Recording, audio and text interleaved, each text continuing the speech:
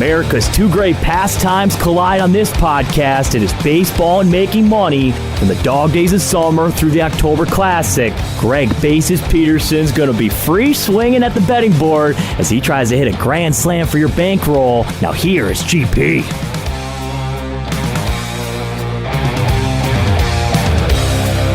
Happy Tuesday to one and all, and welcome in to MLB Overtime, the betting edition. Greg Peterson broadcasting from out here in the Azuñia Tequila Studios out in beautiful Las Vegas, as we've got another stellar show for you today. Shawn Estes, yes, the former pitcher, he currently works out there for NBC Bay Area. He's going to be joining me in the second segment. We're going to talk a little bit about the NL West. The San Francisco Giants were able to get a 4-2 win over the LA Dodgers on the road, as what was in a lot of places a plus 180 to plus 185 shot. So if you were like me and you bet the Giants yesterday, good on you, because that was a nice hit right there. Going to talk a little bit about the NL West, talk about some of the rising pitchers out there in baseball. Going to be a lot of fun. I'd like to go a little bit division by division. I'm going to be doing that a lot on the podcast, and give me some feedback on some of these guests as well, because I'm going to try to hone in on a couple specific teams every week. I'm going to try to give you some general stuff as well. So the more feedback you guys can give me on this podcast, the better, because this is a little bit of a newer one,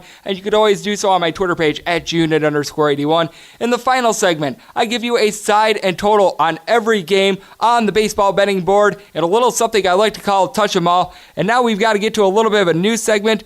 These are the teams that I'm looking to back. These are some of the trends that I'm looking at, and these are some of the teams I'm looking to fade. And it is a new thing that I'm starting up right here on MLB Overtime Betting. So what teams and players is Greg looking to back? He will lay it on you in the call-up. How about how white-hot overs are in the Seattle Mariners games? They were able to exceed the total of 8.5 when they were playing against the Angels yesterday. Now that total was varying a little bit. In some places, it closed at even 9.5. It opened up at 8.5, but all depending on your number, you either got a push or you most likely got the over. The only 9.5 I saw was Caesars. So the Seattle Mariners have really been white hot. And you just take a look at their last couple games. In every game that they've played at home so far this season, the Mariners have been able to rack up 6+ runs. I've been really impressed by this team. Heck, we even go back to when they played against the Oakland A's. They had 5 runs in both of those games as well. This is a team that is really hitting the cover off the ball. I like what I'm seeing out of Tim Beckham right now. They're getting a lot out of Domingo Santana. Mitch Haniger at the top of the lineup has been sensational. Even Malik Smith, giving them a guy that at the top of the lineup can really get on and is able to give this team a little bit of pop from time to time as well. And just imagine what they could do if Jay Bruce continues to hit the way that he does, as he was able to hit a dinger against the LA Angels on Monday as the Seattle Mariners continue to roll. They are now 6-1. That is absolutely white hot. I continue to fade Chris Archer as well. In the game that the Cardinals played against the Pirates, it was the Pirates falling in that one by a count of 6-5 in extra innings. Now, Chris Archer pitched 5 solid innings. He was able to give this team 5 scoreless innings. He only allowed 2 hits, but the big problem with Chris Archer is he uses so many pitches in order to get those outs. He had 99 pitches in 5 innings, and he wasn't really in any trouble. He just tries to strike out the world, and he does a little bit too much, and for that reason, you saw a grand total of, I believe, 8 different relievers have to go in for the Pirates. Now, I know that this game was going to extra innings, but still, to use 8 different relievers, absolutely insane. Something else to fade, the White Sox bullpen. We saw Dylan Covey just completely gas-canned the game that the White Sox had against the Cleveland Indians. This game was 1-0 going into the 8th inning. I was someone that was on the over. The over was between 7 and 7.5, depending on where you got it. And the White Sox were able to get 3 runs in the 8th inning, which made my White Sox ticket look good. And then Dylan Covey poured some lighter fluid on the game, and the Cleveland Indians were able to win that thing 5-3. The Indians' bats, by the way, don't necessarily look great. I know that they were able to burst out for that big inning, but with that said, this is a team that hasn't necessarily been hitting the cover off the ball. They right now are without Lindor and a couple other guys. Bradley Zimmer's out of the lineup, so that's something that I'm looking at right now. And you got to be really looking at the Brewers. They are off to a white hot start as they are now 4-1. Christian Yelich had his 4-game streak of a home run in every game snap, but he is once again doing a great job for this team. Only 1 of 5 yesterday, but he's still hitting .412. He's been doing a lot for this team. And then for the Cincinnati Reds, I am noticing that they're actually starting to play a couple unders, and they're having a tough time driving men in. They were 2 of 15 with runners in scoring position yesterday, and they left 9 men on base. So that's a little bit of a woe for the Cincinnati Reds, though it does look like their bullpen is actually doing a pretty good job for them. Tanner Roark went only 4.1 innings, gave up 3 runs, and from there, the bullpen only gave up 1 run from there. So I do give them a little bit of credit. Something else I'm noticing, how about the Hot Shell Rays and their bullpen? They have been lights out all year long. And Ryan Stanek came into the game and he pitched 1 inning to turn the ball over to Ryan Yarbrough. They continue the starter streak, and Yarbrough gave up 1 run, and the bullpen essentially pitched 4.2 innings, and they didn't give up a single run to a Rockies team that they're sometimes a little bit hit or miss with their lineup, but you still got guys like Charlie Blackmon, Trevor Story, Nolan Arenado and company, so got to be looking to back the Tampa Bay Rays bullpen. And you got to take a look at the New York Mets and some overs. This is a completely revamped lineup. I really do like the way that their young shortstop has been coming around and hitting for this team. Ahmed Rosario was able to give this team a hit in the game against the Miami Marlins yesterday, as the Mets were able to hang a 4 spot in the 9th inning to win that game by a count of 7-3. You've got now Robinson Cano in the middle of the lineup, and he actually went 0 for 5 in the game yesterday, but the guy that was really able to get the job done was Juan Lagares. Alonso had the big home run in the 9th inning that put the Mets up for good, so that's a team that you're looking to back. And how about if you've been betting the Baltimore Orioles? They once again came through as a big underdog against the Toronto Blue Jays. Now, granted, they came very close to blowing the game as they entered into the bottom of the 7th inning up 6-0, and they gave up 5 runs from there. But gosh darn it, the Baltimore Orioles are currently 3-1. This is one that I'm not looking to back anytime soon because I do think that the Orioles are going to fall back to earth. But with that said, the Baltimore Orioles actually do have some good hitting. It might be worth looking at some overs. Jonathan Villar at the number 3 spot was able to get 2 hits for this Baltimore Orioles team. Trey Boom Boom Mancini was able to hit a home run along with Villar. So these guys are doing the job. Chris Davis drove in a run too. He didn't get a hit. He still doesn't have a hit this year, but he drove in a run. So that good for him. And Jonathan Sucre at the catcher position actually providing the team a little bit of something. So I do take a look at that, and the Blue Jays are a struggling team right now. That's a team that I'm looking to fade. You also got to be taking a look at the Arizona Diamondbacks. I know that they lost 3 of 4 when they took on the LA Dodgers, but they had, I believe, 5+ runs in every one of those games. Adam Jones is providing some contact for this team at the top of the lineup. I really do like Dean Peralta as well. He's gotten off to a good start. He had over 25 home runs last year. He's hitting .417 for the year this year. They were able to knock off the San Diego Padres by a count of 10-3 yesterday. They don't necessarily have the best pitching. Their bullpen is very leaky to say the least, but they made Matt Stram look absolutely terrible. In his first career start, he gave up 5 runs, and then coming into the game in relief is a San Diego Padres pitcher that I am also looking to fade in Robbie Erlin. He gave up 3 runs in that game. He was arguably the Padres' worst starter last year, and also, the San Francisco Giants and their unders are worth taking a look at as well. In all 5 of their games so far this year, they have all went under. They were able to get a 4-2 win against the LA Dodgers. Now, with the San Francisco Giants, and we're going to get into this with Shawn Estes a little bit later, but they've got some very good relief pitching. Mark Melancon is a under-the-radar signing that not many people were focusing on. Will Smith has proven time and time again that he's a solid reliever out there in the big leagues. Tony Watson is able to come in and hold down the fort. If they can get Drew Pomerantz and Jeff Samardzija to just be able to give them 5 solid innings, this is a team that's going to be able to stay in games. And you take a look at the lineup, it's just not very good for this team. Brandon Belt had 2 hits in the game against the Dodgers, but Buster Posey is in an early season slump. Brandon Crawford isn't doing a whole heck of a lot for me. Gerardo Parra seems to be a little bit over the hill. Joe Panik is Joe Panik. Evan Longoria is really the only bet that you have for the Giants, so I'm taking a look at a lot of unders with them as well. So those are a couple trends that I'm looking at, as it was a very interesting day in the big leagues on Monday, and it's been a really interesting week in general in baseball. And if you've been taking underdogs, you've been doing really good in betting baseball. And coming up next, we do get a little bit more of a look on the NL West, as former pitcher and current NBC Sports Bay Area analyst Shawn Estes is going to be joining me, and that is next right here on MLB Overtime Betting.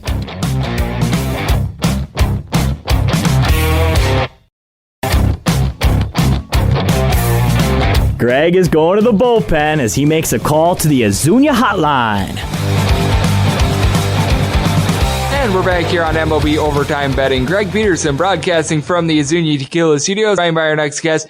He was a very good pitcher in the MLB for many years, and now he works as an analyst for NBC Sports Bay Area. You can follow him on Twitter at Estes55. That is the letter S, and then his last name, Estes55, as it is Shawn Estes joining me. And Shawn, how are you doing on this fine day?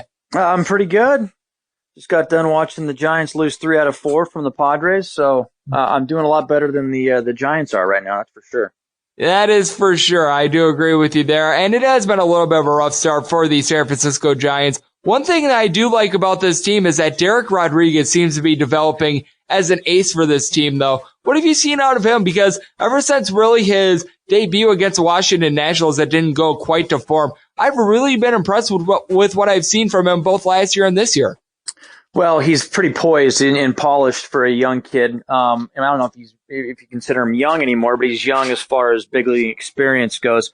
I think the fact that his father, obviously is a Hall of Fame catcher, and, Derek grew up around the game of baseball from a young age, and, he learned the game from a guy that sees pitching, he sees hitting. Obviously, you see a lot of managers that are ex-catchers. They have to know the whole game. So he learned through the eyes of his father. Also being around big league clubhouses from the time he was a young kid, he wasn't real phased when he got to the big leagues. It was an honor, obviously, to be in the big leagues, but he wasn't overwhelmed by the environment of it. And when he actually went out and pitched, you could tell because he didn't let the moment get too big for him, especially even in his debut. And as soon as he got comfortable in the big leagues, as far as just taking the ball every fifth day, and he knew that he belonged, he took off. He had a stretch last year. He had 9 consecutive starts where he went 6 innings or more and gave up 2 runs or less. So to me, that shows an extreme focus. And he obviously gained a lot of confidence from that. And he just carried that right over into this season. Now, I don't know if he could develop into an ace.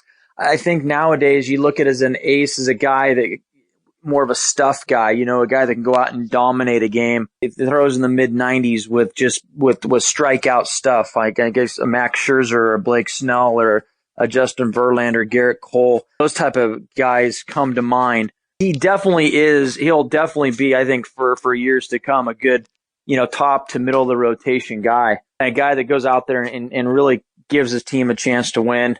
And it never really seems to lose focus regardless of what happens around him. So I've been really impressed since he became a Giant. And really, if you think about how he became a Giant, they got him for nothing. A guy that they didn't have, it wasn't a high draft pick that was in essence given up on by another team, and he was an outfielder with another team, but has made the transition into pitching and pretty seamlessly. Absolutely, as we've got Shawn Estes joining me right here on MLB Overtime Betting. And then taking a look at the Giants, I know that they lost 3 out of 4 in that series against the Padres, but you had to like the fact that they gave up only 11 runs in those 4 games. You were getting some very quality starts from even guys like Jeff Samardzija and company. And with the San Francisco Giants, I've noticed that the bullpen has been pretty good for this team as well. Do you think that the Giants have a chance to be able to maybe not win the NL West, but at least be competitive with the way that they've been pitching? Because I noticed that the lineup just seems way down right now, but I really like what I'm seeing out of the pitching, especially towards the back half of that bullpen as well. That was the chatter coming into the season and definitely into spring training, was that pitching is going to keep them in games. They're starting pitching with Madison Bumgarner, Drew Pomeranz, Derek Holland with their experience, Derek Rodriguez coming off the year that he had, and Jeff Samardzija with his experience, that they were going to have the ability to keep their team in games. And then if they can keep them in games, they have a bullpen that they can keep the game close and or hold leads, because that's the strength of their club is their bullpen. They have a lot of different looks. They have 3 or 4 guys down there that could be closers and a few that have been closers in the past. So that's definitely not a question mark. Is their bullpen, starting rotation, health-wise, that may be a little bit more of a question mark. But yes, their pitching is going to keep them in games. Their hitting, though, you have to score runs. I don't care how good your pitching is, you have to score runs. You have to do the little things well. You have to play solid defense. And when you don't, you're going to lose a lot of games. So far, the offense hasn't been there. The pitching has. The defense has been up and down through the first series. And because of that, Padres took advantage of a team that doesn't show that they're going to be able to hit the ball consistently. And the Padres are a young team that obviously went out and signed Machado and Hosmer last year that they're going to build around. They got the best minor league system in the big leagues, and now you're starting to see some of those guys at the big league level perform. And from what I saw, there a few of these guys, Tatis Jr. in particular, and the kid that pitched today, Chris Paddock, are going to be around for the long haul because they're pretty special. And I think that this NL West in general is really interesting because you've got two teams in the Giants and the Padres. They really hang their hat on pitching. The Padres, we know that they've got some very good young pitchers. I believe that they have one of the better bullpens out there in the big leagues. And then we just talked about the Giants. They've got some good starting pitching. They've got some good arms that are able to close out games and everything like that. But then you've got the Dodgers and the Arizona Diamondbacks. And we saw over the weekend, these teams were just putting up runs left and right. It was absolutely insane. I think it's going to cause for some very interesting matchups when these two teams play because the Dodgers have one of the best lineups I've seen in the big leagues. And the Arizona Diamondbacks, well, they don't have a lot of pitching, but guys like Dean Peralta and company can hit the ball at the park. Yeah, you're going to see a lot of offense, and the Dodgers have the pitching. I mean, right now they're down a couple pretty legit starters in Kershaw and Hill, but they have depth, and that's what Friedman and even when Farhan Zaidi, who's now the Giants GM, did when he was with the Dodgers, is they love depth, they love flexibility within their roster. They like guys to be able to play multiple positions. They obviously like the home run balls, and that hasn't disappointed so far this year with 8 on opening day. And then 4 more and 2 more the day before that. So they're banging the ball out of the park like everybody expected them to. They're going to score tons of runs. And yeah, I think the biggest question with the Dodgers may be their bullpen because their starting rotations is solid. They have depth there. They have guys in the minor leagues and come up and do the job. They're definitely the favorite going into the season. And the Diamondbacks, they're kind of not giving up on Goldschmidt, but trading Goldschmidt with some pretty good prospects. And Kelly and Weaver, 2 big pieces of their organization moving forward. I'm not saying they're a rebuild because they do have guys that have been established, but I think that they definitely didn't get better by losing Goldschmidt, and I think their rotation is definitely a question mark. And even their bullpen, really, they don't really have an established closer that they can feel really comfortable with. And Bradley struggled a little bit last year. I think he fits more into a setup role. I would say that if you had to handicap divisions, obviously the NL East is extremely tough this year, but I'd say that the NL West is right behind them because there's 3 teams right there. The Dodgers, the Rockies, for sure at the top, and the Diamondbacks could make some noise. And then you got a young Padres team that plays with a ton of energy. They have some pitching they could figure in as well. And you just never know. If the Giants could start hitting, that could factor. So it's going to be an interesting NL West this year because you have a bunch of teams that are going to face them quite a bit, and they could beat up on each other. It should be a fun race as we've got Shawn Estes joining me right here on MLB Overtime Betting. You can follow him on Twitter at Estes55. Does tremendous work with NBC Sports Bay Area. And joining me right now to talk a little bit about the NL West. And right now with the San Francisco Giants, they're currently in the midst of a set against the LA Dodgers. They're going to be trotting out their Madison Bumgarner in Game 2 against Hyun-Jin Ryu. What do you think Bumgarner is going to be able to bring to the table this year? Because we know that he's getting up there in years a little bit. He's been injured the past few years, but I really did like what I saw out of him in opening day, and I think that there's going to be a lot of added motivation for this team in general as well, with it being Bruce Bochy's last year. Well, you hope that Bochy's last year will be a little bit more of a rallying cry for this club, give him some extra motivation. I don't know how much, as a big league ball player, how much extra motivation you should need. These are a bunch of guys that have won some World Series. They know what it takes to get all the way to the finish line and be the best team. And you get there, you get a taste of that. You want to get back. So, and especially coming off the 2 really, really years where the team struggled and the core struggled. So there's a bunch of guys that have some motivation just to kind of have bounce back years.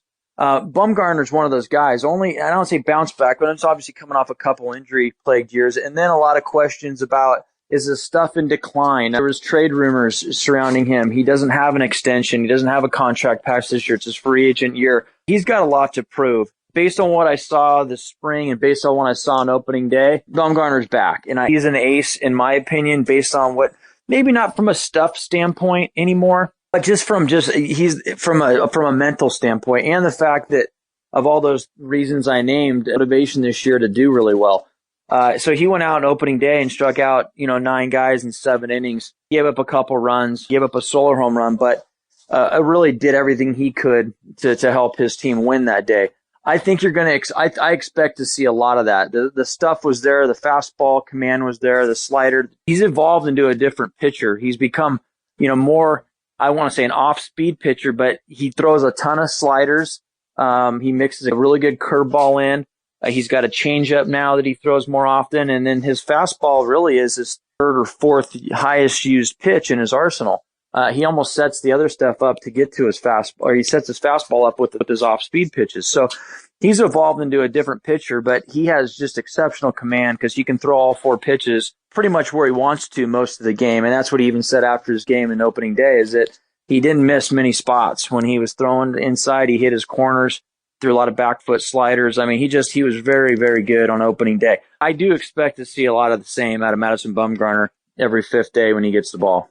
Madison Bumgarner has been so good for so long, and it was nice to see him be able to go out opening day and have that good start. And Shawn, I know that there's a ton of good pitchers out there in the NL West in general. You saw Chris Paddock be able to make his major league debut with the San Diego Padres. He looked very good in that start. We already talked about Derek Rodriguez and what he's doing for the Giants. Or a couple other guys that you look at in this division that you feel like could really have rises this year and could be playing big factors in their team, either really ascending or declining in the division race? Well, I mean, I don't know if you consider these guys rising because of what they did last year, but I really like the Rockies team and their makeup, and mainly because they've always been able to bang. They've always been able to score runs because their ballpark's conducive to that, yet they also have the guys in their lineup that can get it done. It's just been a matter of, can they outscore their opponent? Now they have the pitching to go with that. And Kyle Freeland, to me, is a star on the rising. I mean, just to see what he did, the lefty in Colorado, see what he did last year in that ballpark, and just his dominance there. He's going to be around for a while.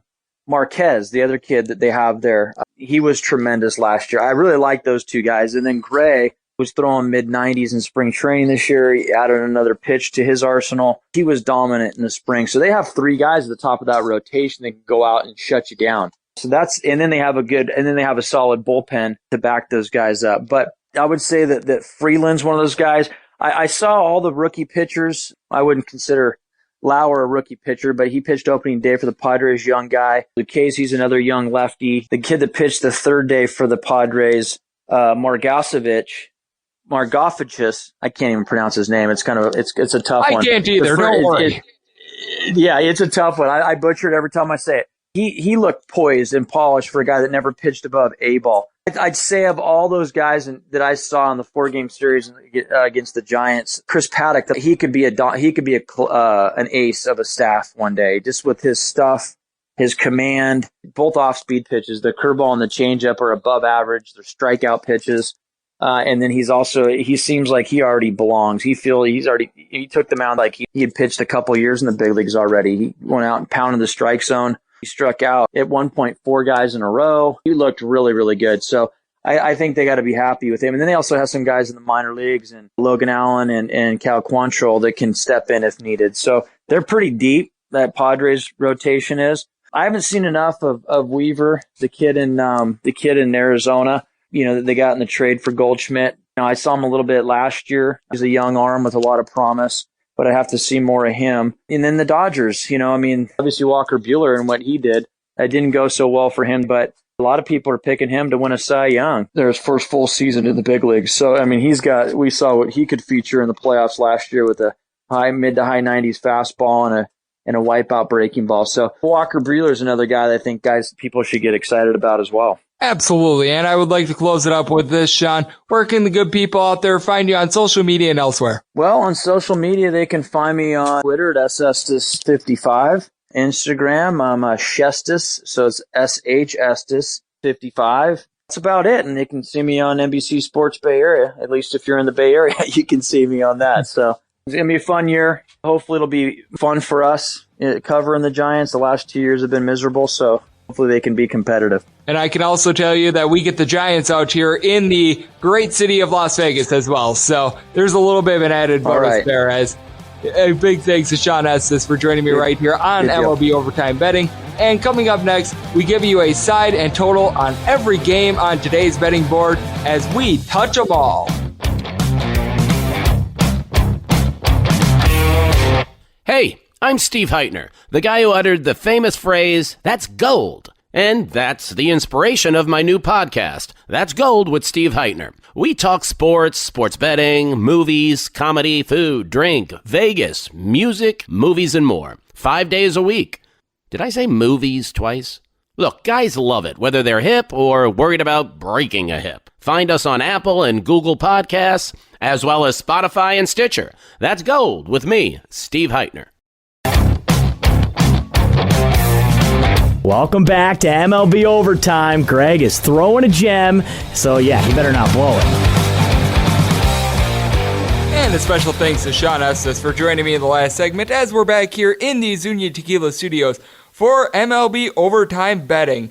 And now it is that time that I give you a side and total on every game on today's board as we touch them all. If a game is listed on the betting board, Greg has a side and a total on it, so it is time to touch them all. Note that a lot of these plays are locked in. Some of them are not, though, and anything that's not locked in, that's going to be noted on my Twitter page at unit_81, as well as any changes that are made to these plays. And we're going to go in Las Vegas rotation order as always, as we start with 951, 952 on the betting rotation. It is the earliest game out there in the NL, as it is the Milwaukee Brewers in Cincinnati. Yes, we are on to Cincinnati to face off against the Reds. Anthony DeScalfani hits the hill for the Reds. Meanwhile, Ulysses Chacin goes for the Milwaukee Brewers. If you like the Brewers, you're going to be laying between minus 105 to minus 110. And if you like the Reds, you're getting somewhere between even money and minus 105. Total on this one, 8.5 across the board, but the juice is really varying. If you like the over, you're able to get as low as minus 105, but you might have to pay as high as minus 120. And for the under, you're going to be paying as much as minus 115, but there's also some even money out there as well. Really varying at 8.5. This is a game in which I actually wound up taking under. I like the way that DeScalfani was pitching towards the end of last year. I was able to get the under at even money. And Ulysses Chacin, not necessarily a guy that's going to give you like 7 or 8 strong innings, but he's a guy that can give you 5 or 6 strong innings. And that's really what the Brewers do a good job of. They're able to get some solid starts from their pitchers. And then with the bullpen, I know that Jeremy Jeffries is out and there's a little bit thinner than they were last year, but with that said, Brewers bullpen with guys like Matt Albers and company, still very solid, and we've seen it with the Brewers. They've been able to rip the cover off the ball. Going into Monday, Christian Yelich had hit a home run in 4 straight games. Lorenzo Cain is still doing what he's doing. I mean, Christian Yelich heading into Monday had 8 RBIs already this year. He's been absolutely sensational for this team.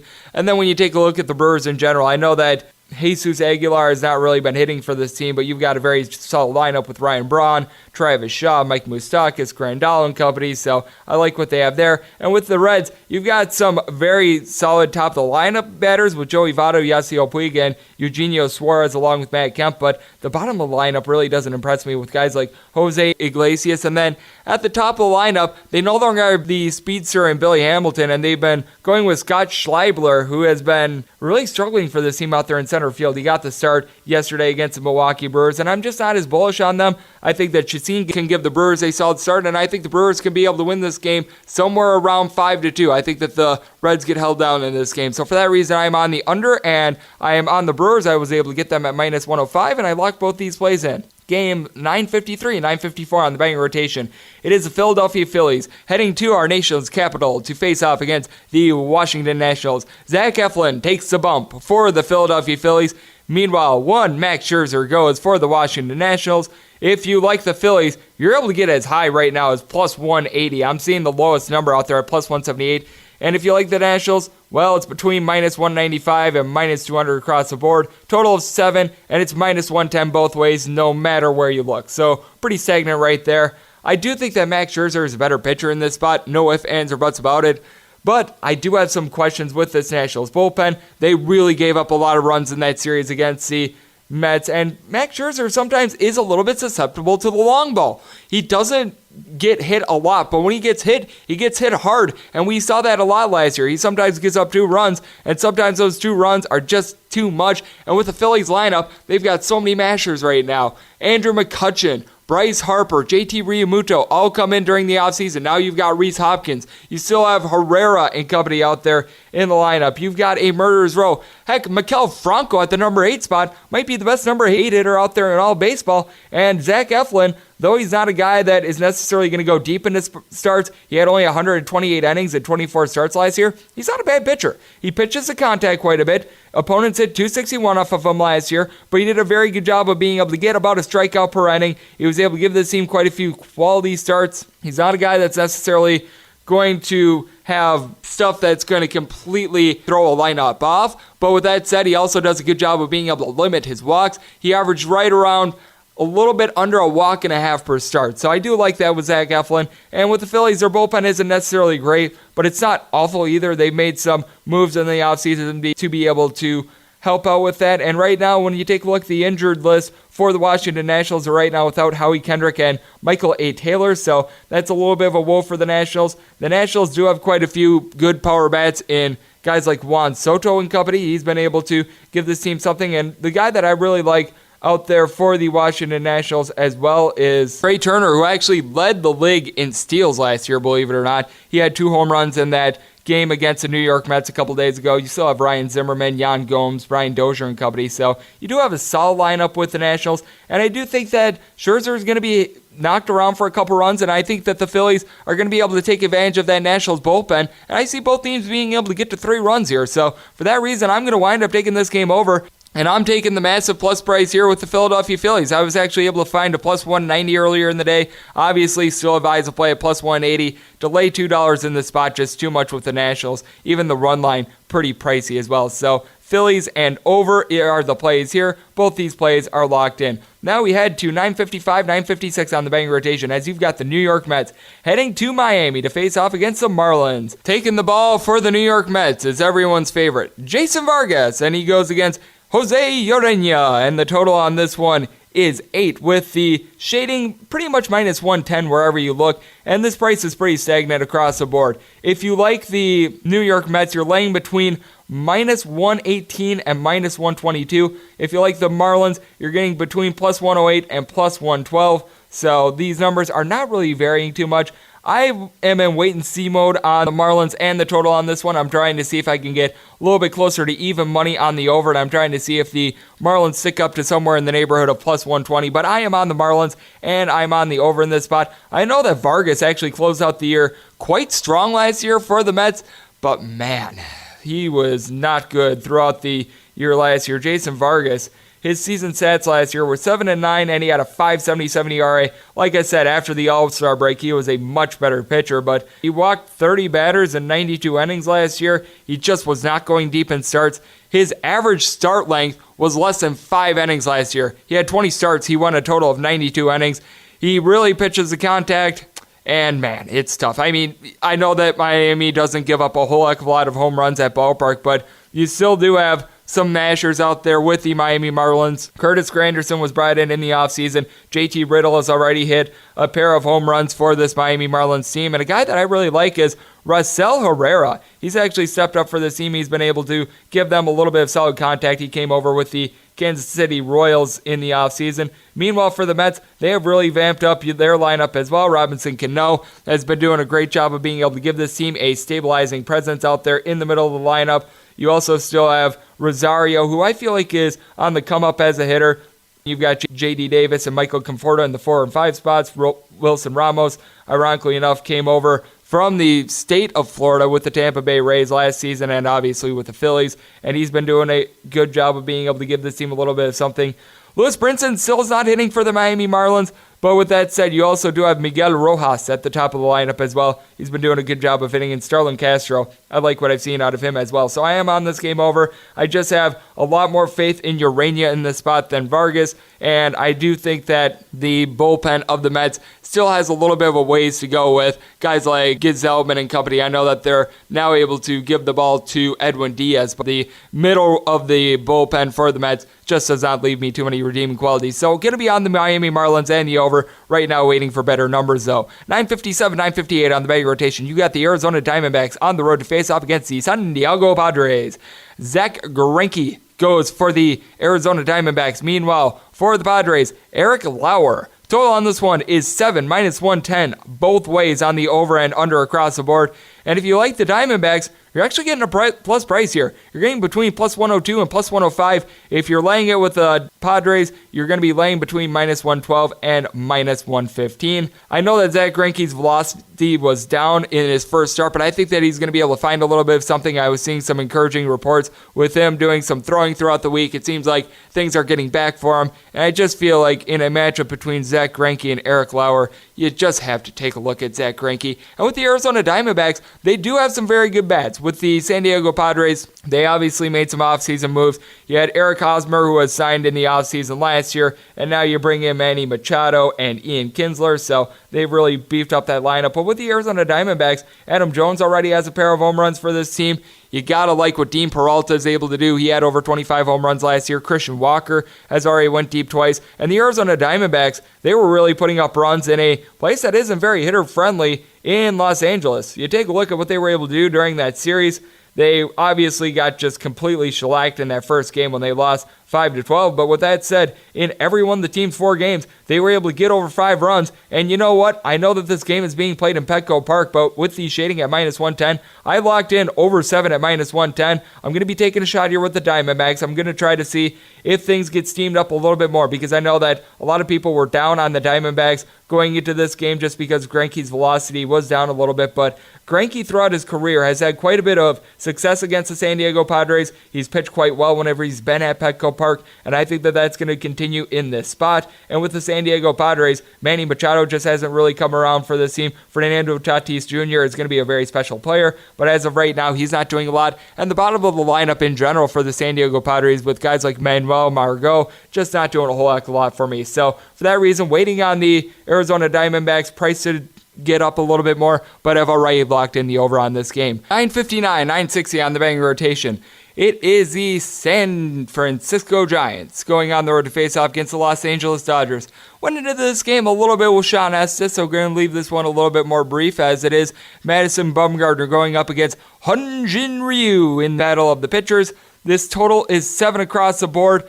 The over-under is minus 110 both ways, and with that said, it is between minus 175 and minus 178 if you like the LA Dodgers. Meanwhile, if you like the San Francisco Giants, you're getting between plus 160 and plus 165 in some spots as well. This is one where I've got to just take a look at the Giants in this spot. I know that they don't have great bats. I know that Brandon Belt hasn't really been producing for this team. Evan Longoria has been nice. And I do think that Buster Posey is going to break out, and he's going to have some big games as well. You do have a lot of young bats for the Giants, but I think they're going to be able to do just enough against a guy in Hyun-Jin Ryu, who, when healthy, has been very, very good. But we also see that the Dodgers bullpen, a little bit suspect to this point. So as long as they're able to get into that pen, I do think that the Giants have a very good chance of being able to pull this game out. And you've got Madison Bumgarner on the bump. Madison Bumgarner has been sensational for this team for so many years. It seems like he is back to his old form once again this year as well. So I do have my faith in him. And the bullpen of the Giants, dare I say, is better than the Dodgers at this point. You've got guys like Watson and company that are able to come in, and they're able to do a very good job for the San Francisco Giants. And I think they're going to be able to get to the Dodgers. The Dodgers are going to be able to score their couple runs. They've got guys like Justin Turner, Cody Bellinger, Jock Peterson. The lineup is littered with so many bats. Kike Hernandez is off to a great start this year. So I do think both teams are going to be able to exceed 3 runs. So I'm going to be on this game over, but I'm going to take a shot on the Giants. I was able to get them at plus 165, lock that in, and also locked in the over as well. So I see a little bit of a slugfest going, and I think the Giants bats will awaken in this game. 961, 962 on the betting rotation. You've got the Detroit Tigers on the road to face off against the New York Yankees. The Yankees at home are laying between 245 and 250. Meanwhile, if you like the Detroit Tigers, you're getting plus 205 in some spots and as high as plus 250. Total on this one is 8 with the shading on the over at minus 115. Under is minus 105. And that's pretty stagnant across the board. And this is a spot where I've just got to take a look at the Detroit Tigers in this spot. I know that they're not necessarily a great team. They didn't necessarily get off to a quality start in their first game against the Yankees yesterday. But Jordan Zimmerman is actually a pretty good pitcher. We all remember the no-hitter that he threw back when he was with the Washington Nationals. He looked very good on opening day. Now, granted, that was against the Toronto Blue Jays, and this is the New York Yankees, who have Giancarlo Stanton, Miguel Andujar, Aaron Judge, Brett Gardner. I mean, should I go on? They've got a murderer's row of hitters, but Jordan Zimmermann, actually a pretty quality pitcher. And then when you take a look at the Detroit Tigers, I do like the way that Jose Candelario has been able to get the bat going. I do think that Miguel Cabrera is going to be able to get something going for the Detroit Tigers. And even though the Detroit Tigers weren't able to score too many runs against the Yankees on Monday, I do like the way that Nico Goodrum has looked at the dish. Jody Mercer was able to give this team 2 hits in that game as well. It's a good sign for them because Jody Mercer was off to a little bit of a cold start this year. And I do think that Nick Castellanos is still a big X factor for this team. I'm still not big on Harrison, but I do think that with the Tigers being able to get a quality start from Zimmerman, I think that they're going to be able to win this game because Masahiro Tanaka, a very good pitcher, but we've seen him get Tanaka'd around from time to time as well, and the Detroit Tigers actually have a little bit of good history against Tanaka as well. So for that reason, I'm going to take the massive plus price here with the Detroit Tigers, and I'm going to take this total over. Both these plays have been locked in. We now go to the Toronto Blue Jays taking on the Baltimore Orioles, 963, 964 on the betting rotation.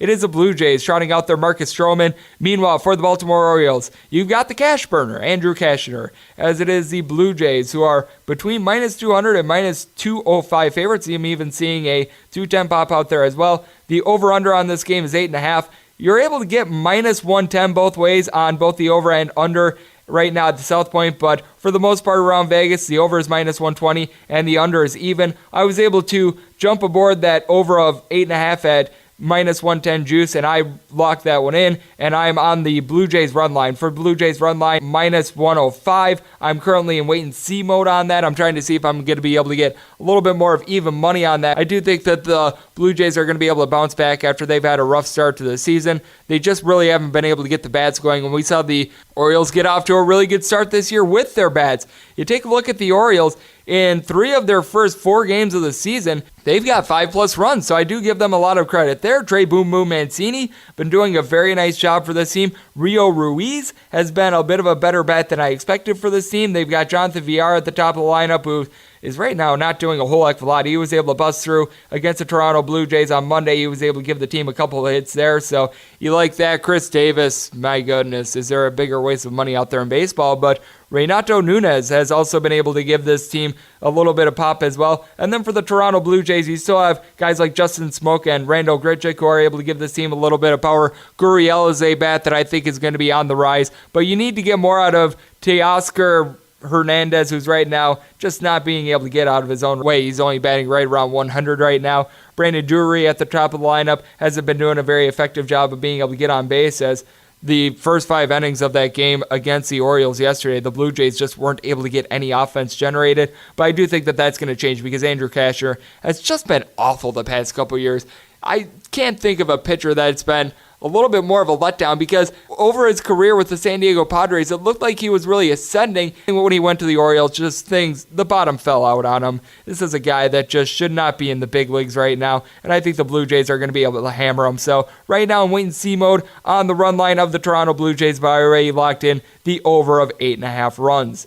965, 966 on the betting rotation. It is the Houston Astros in the state of Texas facing off against the Rangers. Going for the Houston Astros, it is going to be Justin Verlander, and his counterpart for the Texas Rangers is Shelby Miller.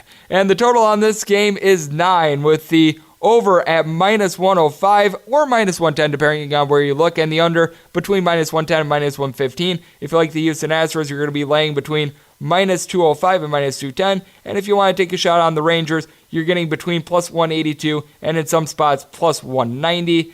This is a spot where I've just got to take a look at the Houston Astros run line. Right now, the Houston Astros run line is minus 130, so I'm holding off on that right now. I'm trying to see if I can get a little bit of a better price, but Shelby Miller, oh my goodness, this guy was so bad with the Arizona Diamondbacks last year. In 4 starts last year, in 16 innings, he had a 10.69 ERA.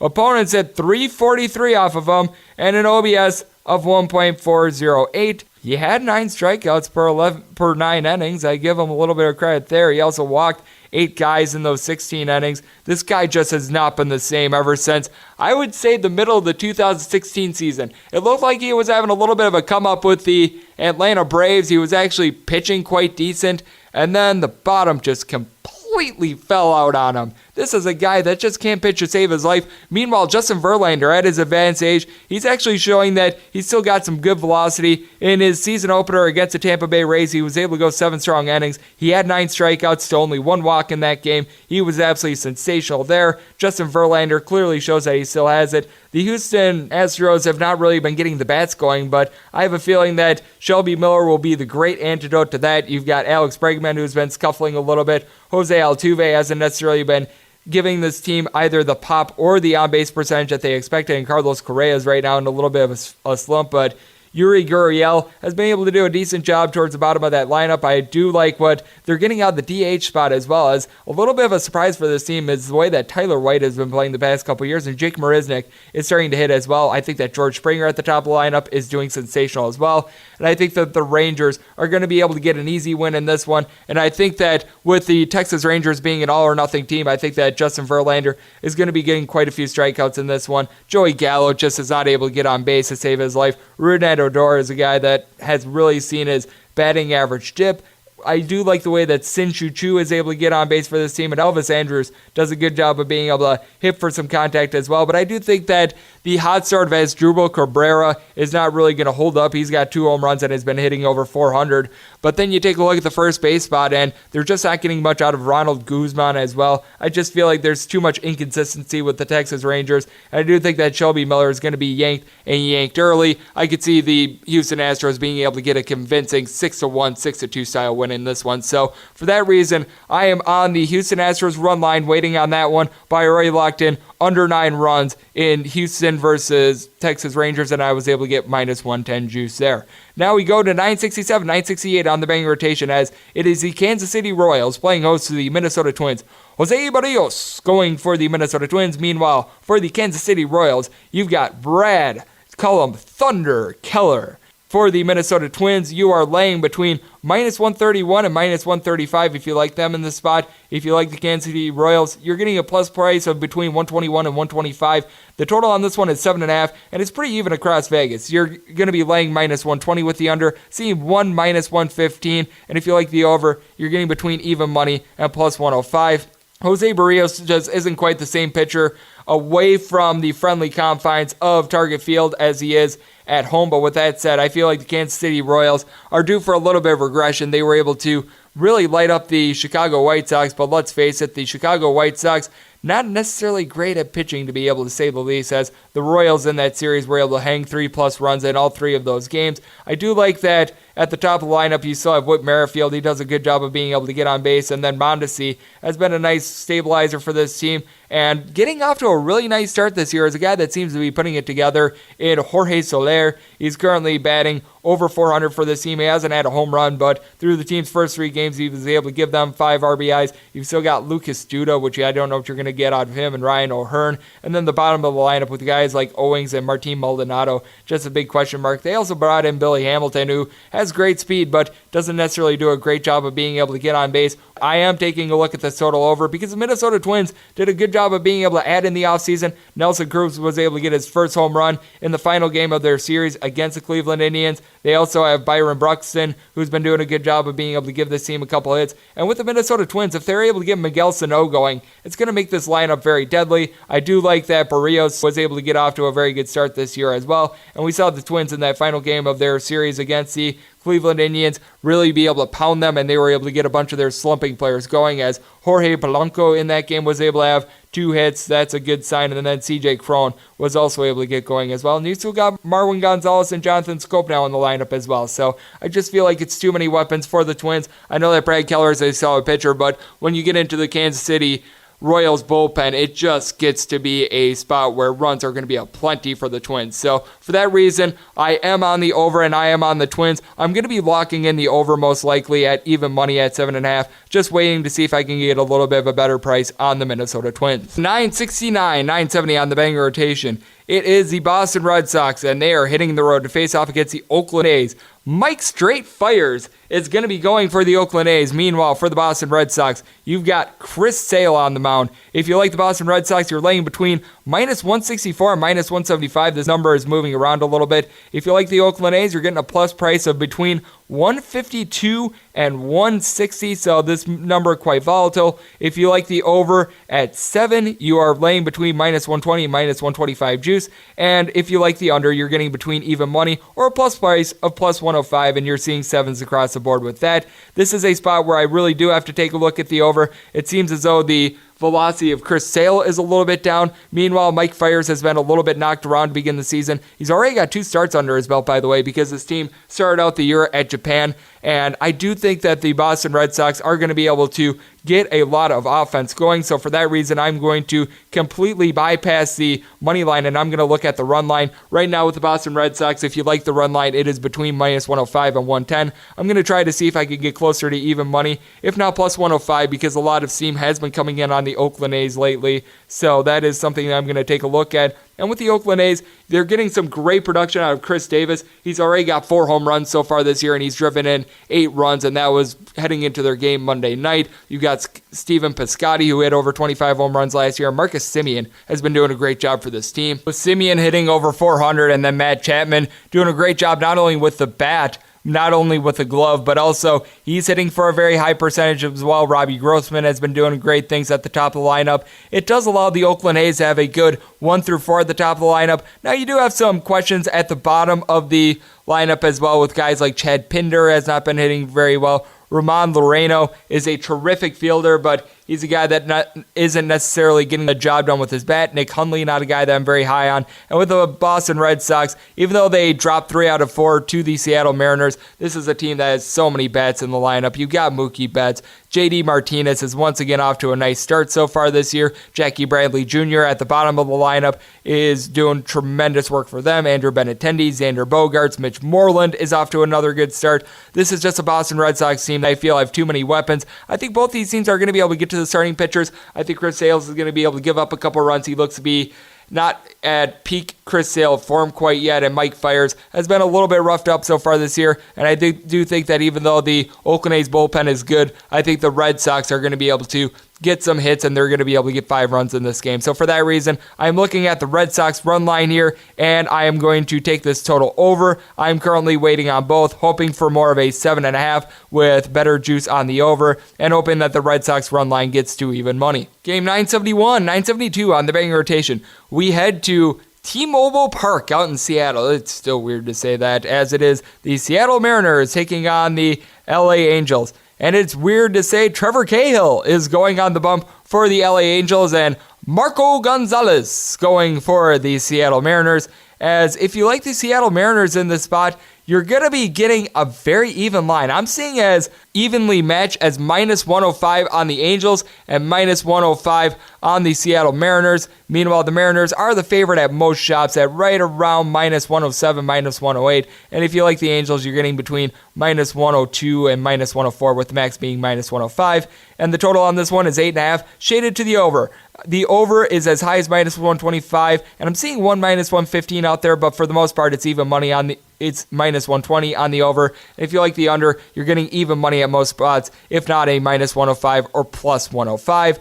This is a spot in which I do have to take a look at the under. I know that the Seattle Mariners have been doing a very good job of being able to hit, but this is a guy in Trevor Cahill that actually has quite a bit of familiarity with the Seattle Mariners. I guess you could say that means that the Mariners bats do have some familiarity with them as well, but you do have a lot of new Mariners in the lineup as well, and one in which has been very good for this team has been Tim Beckham. Through the team's first couple games so far this year, he's been batting over 400, 3 home runs. He's been sensational. And then how about the way that Domingo Santana has been raking for them? 10 RBI in the team's first 6 games so far this year. He's been a tremendous pickup. Ryan Healy has been able to give this team some power as well. Last year he was able to hit 25 home runs. But with this LA Angels lineup. What I do like about them is the fact that they do have a couple guys out there that are able to pound the ball. Albert Pujols has gotten off to a very slow start this year, but I expect him to be able to pick things up. You still have Mike Trout. Cole Calhoun at the top of the lineup has been good for this team. And Trevor Cahill is not necessarily a guy that you're going to hang your hat on in regards to pitching,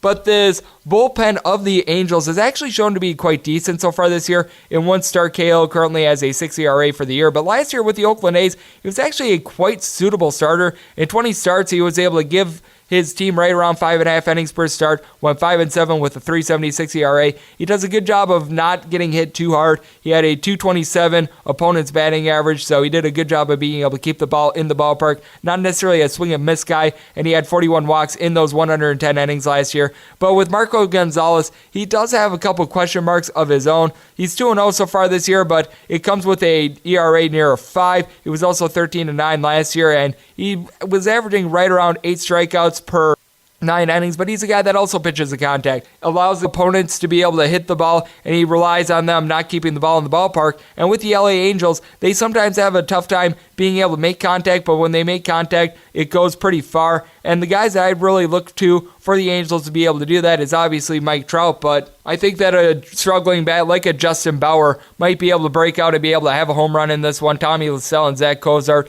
not giving this team a whole lot of anything, but we all know about the glove of Andrelton Simmons, and I do think that he's going to be able to get a couple hits in this game as well. I think that this is an Angels team that is going to get some good pitching in this one, and I think they're going to be able to get just enough offense to get by. So for that reason, I am on this game under, and I already locked in the under, and I already locked in the Angels as I was able to get a plus price on them. Still advise to play on them at right around even money to minus 105 as well. And the last game on the betting board, we have 973, 974, the lone interleague matchup, as it is the Colorado Rockies taking on the Tampa Bay Rays. What a pitching matchup we've got here, as it's Kyle Freeland going on the bump for the Colorado Rockies and Blake Snell going for the Tampa Bay Rays. If you like the Rays, you're going to be laying between minus 143 and minus 147. The Rockies are between plus 130 and plus 135. And the total on this game is 7, shaded to the under at minus 120 across the board. Seeing one minus 115 on the under. And if you like the over, you're getting between even money and minus 105. This is a total in which I just had to take over, and I already locked in the over at 7 with even juice. And with the Colorado Rockies, you just don't have a great bullpen, and one thing we know about the Tampa Bay Rays, they are tremendous in their bullpen. With the Colorado Rockies, they do have some good bats in their lineup. You've got to like the way that Nolan Arenado is able to rake for this team. Trevor Story has gotten off to a little bit of a cold start. He's only batting below 200 so far this year, but Charlie Blackmon seems to be having a little bit of a come up for this team. He's been doing a better job of being able to get on base than he did last year. David Dahl has been doing a great job out there in the middle of the lineup as well. And with the Tampa Bay Rays, they've got a couple guys that are really able to put a hurting on the ball. They were able to put up a very big number on the Colorado Rockies yesterday. I know that Chad Bettis was on the mound, and let's face it, the Colorado Rockies, they don't necessarily have too many great arms out there in the bullpen, but Tommy Pham has been coming around for this team. He went hitless in the game yesterday, but Kevin Kiermaier was able to go deep for this team. And then you've got a little bit of an unlikely source of some power as well, as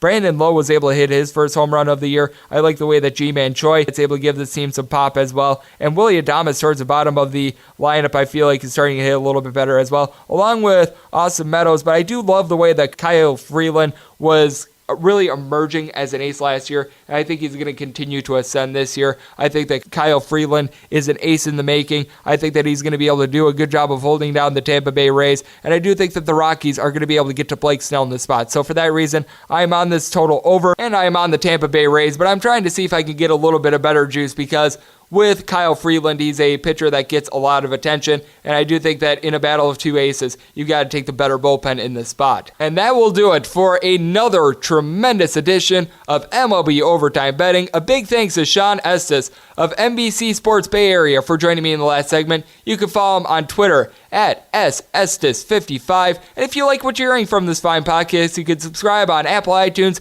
as soon as we get verified. Note, wink, wink, anyone that is listening from Apple iTunes out there. But we're also on Google Play, Spotify, Stitcher, and TuneIn. If you ever have a question for the podcast, feel free to tweet it in at @unit_81. Always happy to answer those. And let's make today a successful, profitable, and fun day of baseball betting. And I'll talk at you guys once again tomorrow. Thank you so much for tuning in.